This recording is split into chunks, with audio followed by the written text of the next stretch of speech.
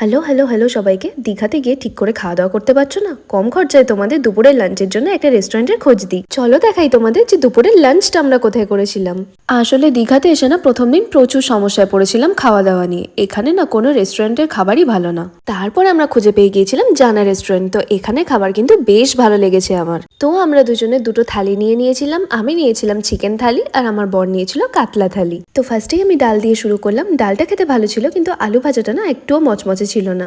আর এখানে যে মিক্স ভেজটা দিয়েছিল, মিক্স ভেজটা কিন্তু দারুণ ছিল খেতে। বাট পটলের তরকারিটা আমি খাইনি, কারণ আমি পটল পার্সোনালি খাই না। তো মাছের ঝালটার কেমন টেস্ট ছিল, বরের থেকে একটু টেস্ট করলাম আর কি। তো চলো মাছটা খাই, খেয়ে তোমাদের বলি কেমন খেতে। আমার না পেটির পিস পছন্দ, এরকম গাঁতার পিস না আমি কাটার জন্য একদমই খেতে পারি না। তো যাই হোক, এসব সাইডে রেখে বলি, মাছটা কিন্তু যথেষ্ট ফ্রেশ ছিল আর আমার কিন্তু বেশ ভালো লেগেছে। ঝালটাও কিন্তু খুবই টেস্টি হয়েছিল।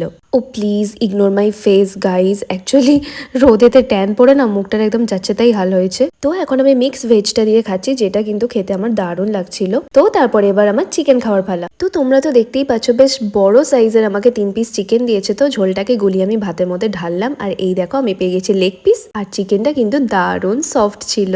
এই বৃষ্টির ওয়েদারে গরম গরম মাংসের ঝোল সাথে পেঁয়াজ খেলাম একটু, দারুণ লাগলো। বরকেও কিন্তু দিয়েছিলাম, একা কিন্তু খাইনি। তারপরে ছিল আমের চাটনি আর পাঁপড়। তো শেষ পাতে আমরা নিয়েছিলাম মিষ্টি দই, কারণ ওনারাই আমাদেরকে সাজেস্ট করেছিল যে আমাদের দই এখানে খুব ফেমাস। তো আমরা দইটা ট্রাই করলাম, দইটা সত্যিই ভালো ছিল খেতে। চিকেন আর ফিশ ছাড়া কিন্তু সব আনলিমিটেড ছিল। আর স্ক্রিনে তোমাদের বিলটা দিয়ে দিলাম। আমাদের টোটাল বিল হয়েছিল 350 টাকা।